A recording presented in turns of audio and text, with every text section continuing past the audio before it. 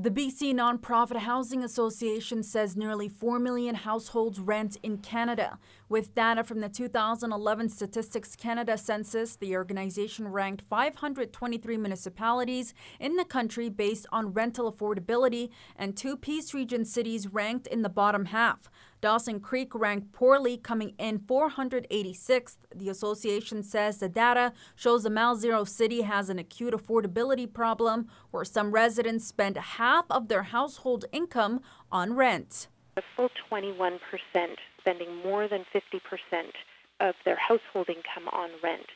So that's certainly higher than the Canadian average.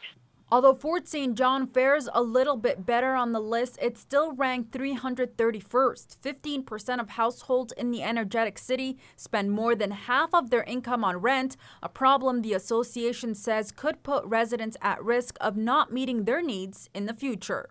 When you're spending that kind of money on rent, you're foregoing other basic necessities. You're making fairly dramatic cuts in your food bills or clothing for children within the household. You're not able to save for either retirement or your children's education. The North has seen strong economic development and an influx of workers coming to the region, but the association says due to the lack of supply, rent prices are increased. The federal government used to provide incentives for landlords to develop new rental housing, new purpose-built housing, and that just hasn't happened since the early 80s.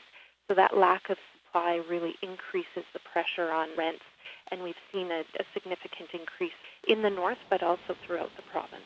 According to the association, households should not spend more than 30% of their incomes on rent. The association says it sees a trend building in the area where rent is increasing but income isn't. So they are hoping new rental housing will be a priority during this federal election.